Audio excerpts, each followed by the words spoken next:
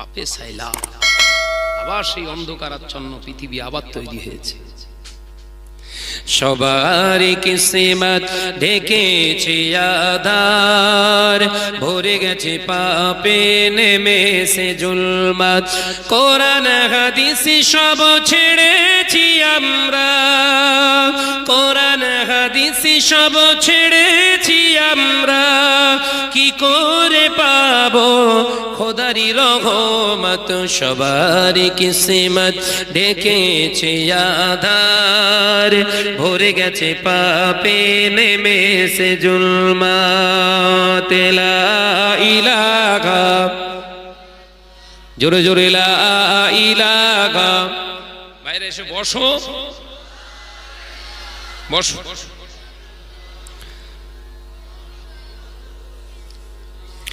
ভুলেছি আদল, ভুলেছি ইহসান, তাদের ব্যথাই কাঁদে জমিন ও আসমান।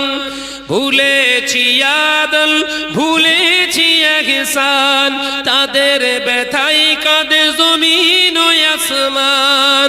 পথ হারিয়ে ফেলেছি গো হযরত,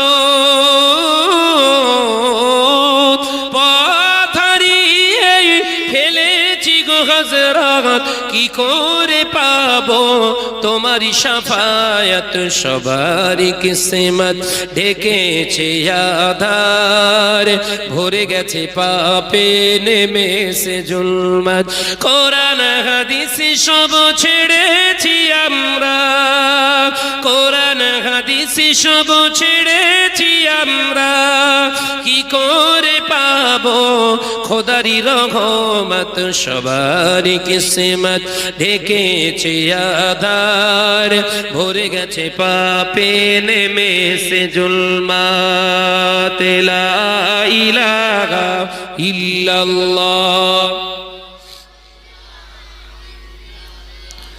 লা ইলাহা।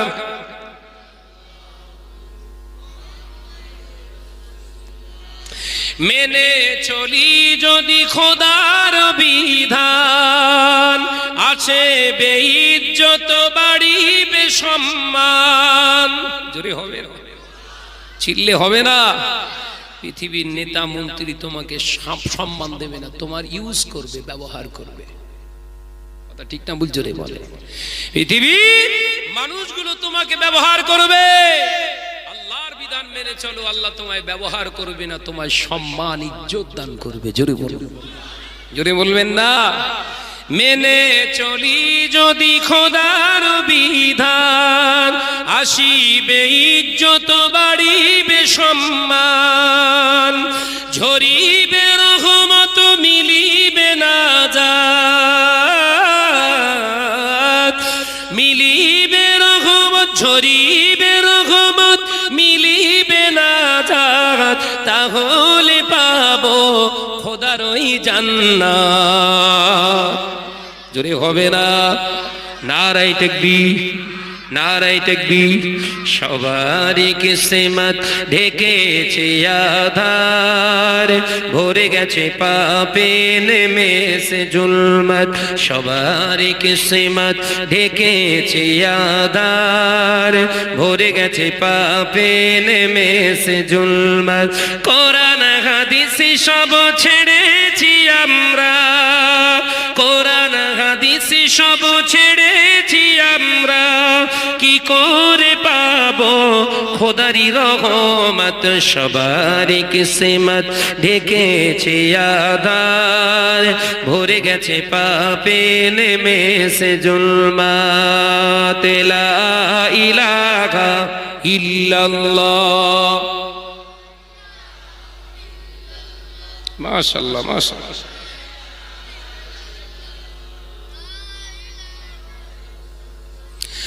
ও জনেরা, নজনের যুবকেরা, ছেলেরা, বাচ্চারা, আমি আলোচনা আপনাদের বোঝাচ্ছিলাম।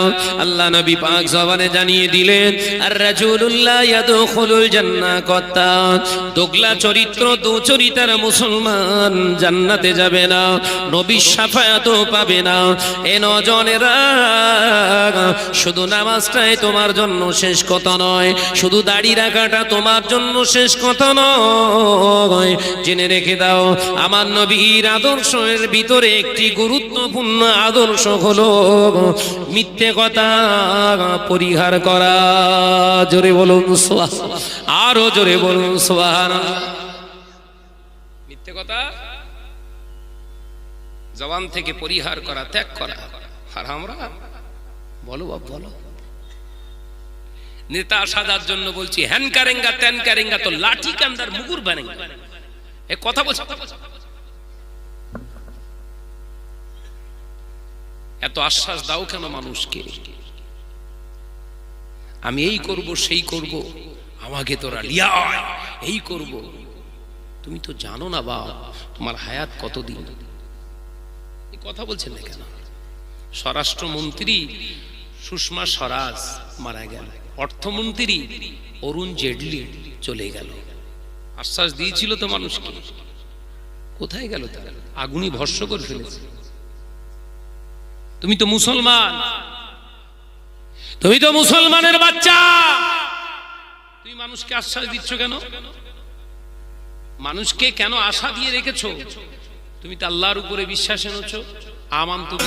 নবী কাবা বাইতুল্লাহ শরীফের কাছে এসে আওয়াজ দিলেন, ও কুফারে কুরাইশেরা, ও কুফারে কুরাইশেরা, যে মুহাম্মদ ইসলামকে দেশ থেকে চলে যেতে বাধ্য করেছিলে, এ কুফারে কুরাইশেরা, আমার সঙ্গী সাথীদেরকে চলে যেতে বাধ্য করেছিলে, আজকে ফিরে এসেছি সেই মুহাম্মদ সাল্লাল্লাহু আলাইহি ওয়াসাল্লাম। আজ তোমরা কোথায় যাবে? বেরোডের জায়গাও বন্ধ, কারণ গোটা মক্কার জমিনটা ঘিরে রাখা হয়েছে।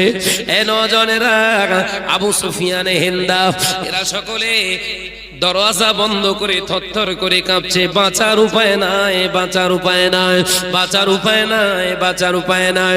আল্লাহর নবী আওয়াজ দিয়ে বললেন, বাবা সাহাবারা, খাপ থেকে কেউ তলোয়ার বার করবে না। আরো জোরে বলুন, তলোয়ার বার করবে না বাবা সাহাবারা। আমি নবী এলান করছি, ও আমার মক্কাবাসীরা, জন্মভূমি ছেড়ে চলে যাওয়া কত কষ্টের, কত আফসোসের, কত দুঃখের, ওটা তোমাদের আলামিন মুহাম্মদ সাল্লাল্লাহু আলাইহি ওয়াসাল্লাম জানে। বিবি থেকে স্বামীকে আলাদা করে দেওয়া কত কষ্ট, গ্রাম জন্মভূমি ছেড়ে পালিয়ে যাওয়া কত কষ্ট, ওটা তোমাদের মুহাম্মদ সাল্লাল্লাহু আলাইহি ওয়াসাল্লাম জানে। ওই কষ্টটা তোমাদের আমি দিতে চাই না।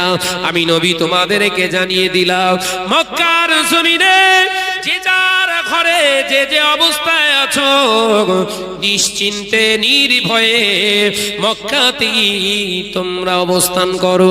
আমি নবী বলছি, আমার উপরে, আমার সাহাবাদের উপরে যত অত্যাচার তোমরা করেছিলে, কাবাকে সাক্ষী রেখে বলছি, আল্লাহর রাস্তে মাফ করে দিলাম।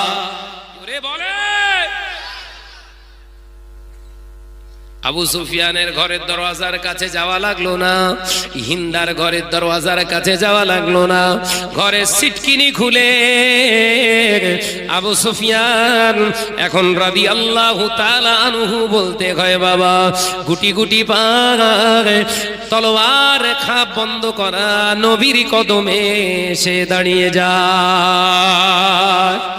যে আবু সুফিয়ান একটা দুটো নয়, 27টা জেহাদের সৈনিক ছিল, সেনাপতি ছিল, ইসলামকে মিটিয়ে দেবে। আমার নবীর ভাষণ শুনে নবীর সামনে সে হাও হাও করে কাঁদে, ইয়া রাসূলুল্লাহ, ইয়া হাবিবাল্লাহ, আমি আবু সুফিয়ান আপনাকে মারতে চেয়েছিলাম, ধ্বংস করতে চেয়েছিলাম, আজ বুঝতে পারছি এটা অনেক আগে দরকার ছিল, দেরি করে ফেলেছি। ইয়া রাসূলুল্লাহ, রাসূলুল্লাহ ইয়া হাবিবাল্লাহ, আপনার জীবন আদর্শটা, আপনার জীবন ইতিবৃত্তটা আমি আবু সুফিয়ান মাথা পেতে মেনে নিয়ে ইসলামের জন্য আজ থেকে আমি তলোয়ার ধরে নিলাম। জোরে বলে, নবী যদি বলতো আমি ক্ষমতায় এসেছি এবার তোদের বাঁশ দেবো, ওই আবু সুফিয়ান ইসলাম কবুল করত, হিন্দা কবুল করত। কিন্তু এরকম সমাজের বুকে আমরা নেতা সাজতে যাই, ক্ষমতা একবার আসতে দে গোষ্ঠী উদ্ধার করে দেব। এই হাদিসে আছে নাকি? কোথায় পেয়েছে সব? স্যাম্বেল খুলে ফেলো, স্যাম্বেল খুলে ফেলে নিজস্ব তৈরি করা কথা বলো। কথা ঠিক না বলছো? বলে ইসলামকে জড়াবে, ছেড়ে কথা বলা হবে না। আমরা একটার দিক বুঝি ইসলাম, এই কথা ঠিক না? জোরে বলেন না। বিশ্বনবীর রাজনীতির আঙিনা স্টার্ট হলো, একবার জোরে বলবেন না? রাসূল দাওয়াত লিখছে, খাত লিখছে, সব বাচ্চারা পড়ছে, ইসলাম কবুল করছে। জোরে বলবেন না? তলোয়ারের দ্বারা ইসলাম আসেনি, মারতে এসেছে, প্রতিহত করেছে। জোরে বলবেন না? ইয়েস, ইট ইজ মাই ইসলাম।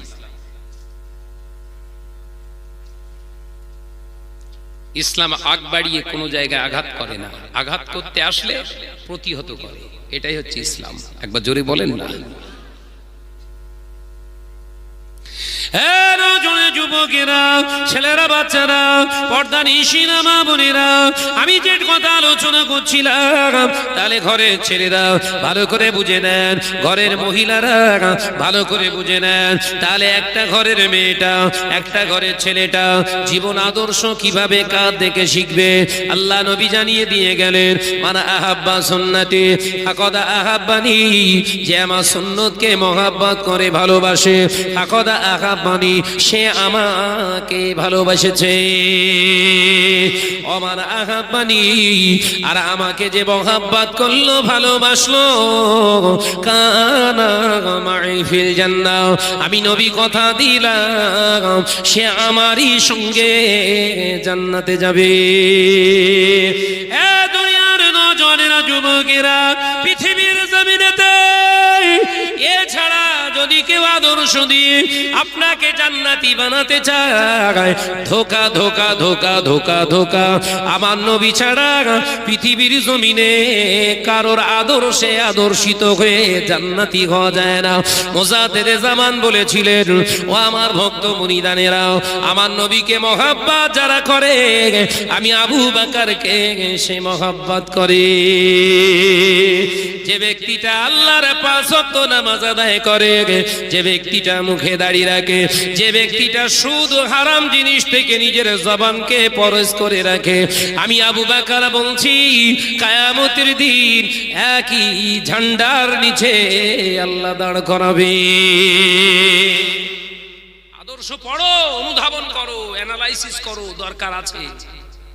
ওরে মুখস্থ করে এসে বলার কোনো দরকার নেই। 2 লাইন পড়ো, 4 ঘন্টা চিন্তা করো। কথা ঠিক না ভুল? জোরে বলেন। আজকে দাদাজান হুজুর পীরকে বা আওলাদদের নিয়ে গালাগালি চলছে, নেটগুলো দেখেছেন? কত বাজে বাজে কমেন্ট করছে। কারা করছে?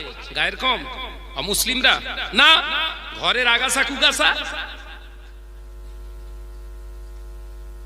আমি প্রতিবাদ করছি বলে আবার বলছে, ভাইজান আপনি আলেম হয়ে মুখের ভাষা এরকম করছেন কেন? ও দাদা হুজুরের আওলাদদের গালি দেবে, তোমারে সহজে ছেড়ে দেবো আমি?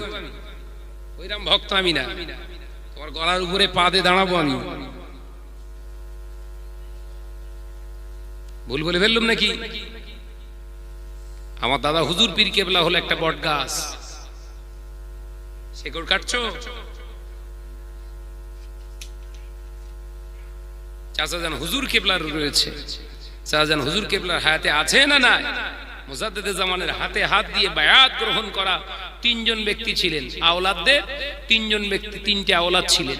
এক হলো শাহ সুফি পীর আল্লামা বাকি বিল্লাহ সিদ্দিকী রাহমাতুল্লাহ আলাইহি, দ্বিতীয় ছিলেন পীর আল্লামা সাইফুদ্দিন সিদ্দিক রহমাতুল্লাহ আলাইহি, তৃতীয় আছেন পীর আল্লামা শাহ সুফি কুতুবউদ্দিন সিদ্দিকী দামাত বারকাতুহু। জোরে বলবেন না সুবহানাল্লাহ। হাতে বায়াত গ্রহণ করেছে। আমি গত শুক্রবারে গিয়েছিলাম, অনেকক্ষণ ধরে বসে কথা।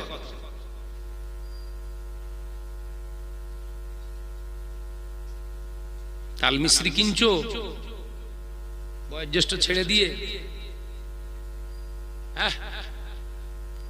দেখতে এক, কাজ কিন্তু দুরকম। বলে গেলাম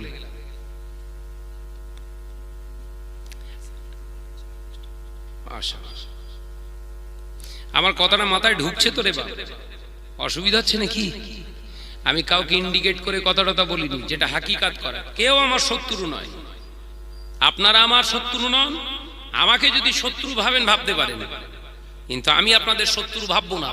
কারণ আমাকে ডেকেছেন ভালোবেসে, ভালোবাসার মর্যাদাটা দিয়ে যেতে চায়। কথা ঠিক না ভুল? জোরে বলে। সমাজের ধারক বাহক, মুসলিম সমাজের ইঞ্জিন কারা? আলেম ওলামা, পীর সাহেব, হুজুররা। জোরে বলবেন না সুবহানাল্লাহ।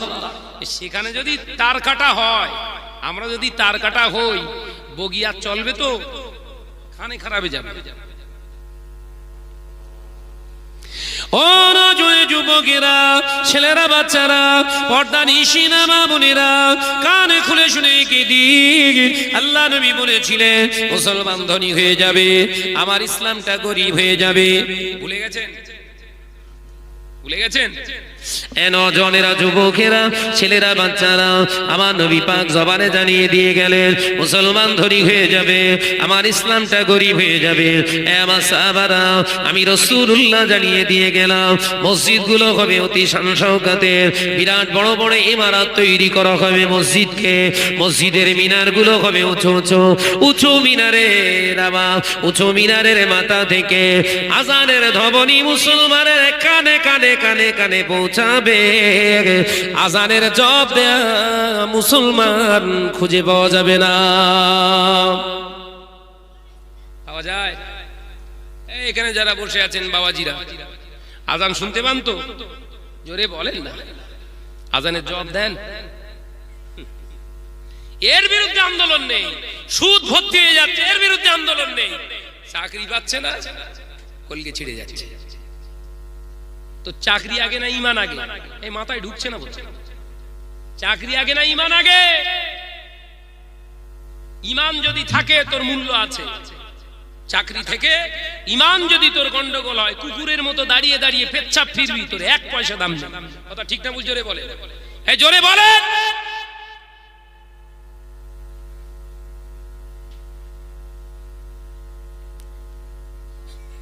মুজাদ্দিদ জামান সারা জীবন আন্দোলন করে গেলেন হারামের বিরুদ্ধে। পাঁচ হুজুর কেবলা আন্দোলন করে গেলেন হারামের বিরুদ্ধে। আল্লামা হিন্দ আল্লামা রুহুল আমিন রাহমাতুল্লাহ কলম চালিয়ে চালিয়ে রক্ত পানি করে ফেলল। কিসের বিরুদ্ধে? হারামের বিরুদ্ধে। মুসলিম সমাজ 95% সব সুদে ডুবে গেছে। তাদেরকে জীবিত করব, ঈমান বাঁচিয়ে চল। দুদিনের জিন্দেগি, কোনো গ্যারান্টি নেই কালকে পর্যন্ত বাঁচবো, কোনো গ্যারান্টি নেই। 6 বছর পর চাকরি, চালাকি খুঁজে পাওনি। ঈমান শেষ হয়ে যাচ্ছে মুসলমানের, ধর্মচ্যুত হয়ে যাচ্ছে। ঘরের মেয়েগুলো, ঘরের ছেলেগুলো সব শরিয়াতের খেলাফ। সারা দিন 24 ঘন্টার ভিতরে নাপাক নাপাক নাপাক নাপাক জীবন চলছে। কথা ঠিক না ভুল? জোরে বলে। ঈমান বাঁচানো আগে না চাকরি? আমার কাছে বহু জায়গা থেকে ফোন আসে, আপনাদের নেক দোয়ায় বহু জায়গা থেকে ফোন আসে, ভাইজান চাকরি করি, আপনার ওয়াজ নসিহত শুনি, মন চায় দাড়ি রাখবো, চাকরি হচ্ছে অফিসে দাড়ি রেখে। আমি কচি তাহলে ফোন করলি কেন? আমাকে ফোন করলি কেন? যদি মনে করিস নবী আগে, তাহলে চাকরির দিকে খেয়াল করলে হবে না। নবীকে ভিতরে আন, দেখবি মর্যাদা ফিরে পাবি। একবার জোরে বলেন। বহু ছেলে পুলিশের চাকরি করে, জোয়ান ছেলে মুখে দাড়ি রেখে চাকরি করছে। জোরে বলবেন না?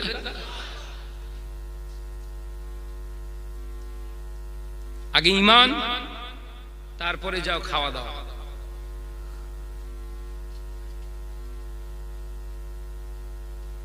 মুসলিম সমাজ সব শেষ হয়ে গেল। হ্যাঁ নজরে যুবকেরা, ছেলেরা, বাচ্চারা, পর্দা নিশিনা মা বোনেরা, কান খুলে শুনে কেঁদি আল্লাহ নবী দিন ও দুনিয়ার বাদশাহ হাবিবুল্লাহ নবী জনাবে মুহাম্মদুর রাসূলুল্লাহ সাল্লাল্লাহু আলাইহি ওয়াসাল্লাম পাক জবানে জানিয়ে দিলেন, ও আমার সাহাবারা, মসজিদগুলো হবে অতি শান শওকতের, মসজিদগুলো হবে বিরাট বড় বড় ইমারত, মসজিদে আযান হবে, আযানের জবাব দেয়া মুসলমান খুঁজে পাওয়া যাবে না। জিল্লাপুরের মুসলমানেরা ওরে কষ্ট পেও না, ব্যথা নিও না, আজানের জবাব দেয়া হলো ওয়াজিব। কোন মুসলমান যদি আজান শুনে জবাব না দেয়, আল্লাহ নবীর হাদিস অনুযায়ী অন্যায় আমলে কাবিরা গুনাহ লেখা হবে। এ নজনেরা, 5 ওয়াক্ত নামাজ আদায় করো না, তুমি 5 ওয়াক্ত নামাজ পড়ো না, আজান শুনতে পাও, আজানের জবাব তুমি দাও না, আজানের জবাব দেয়া তোমার জন্য বিরাট কঠিন নয়। আল্লাহ নবী জানিয়ে দিয়ে গেলেন, মুয়াজ্জিন যেটা বলে তুমি সেইটাই বলো, মুয়াজ্জিন যেটা বলে তুমি তারপরে সেটাই বলো। এ নজনেরা, আল্লাহ নবী পাক জবানে জানিয়ে দিলেন, মুয়াজ্জিন যখন বলবে হাইয়া আলাস সালাহ, তুমি পড়ো লা হাওলা ওয়ালা কুওয়াতা, মুয়াজ্জিন বলছে হাইয়া আলাল ফালাহ, তুমি পড়ো লা হাওলা ওয়ালা কুওয়াতা।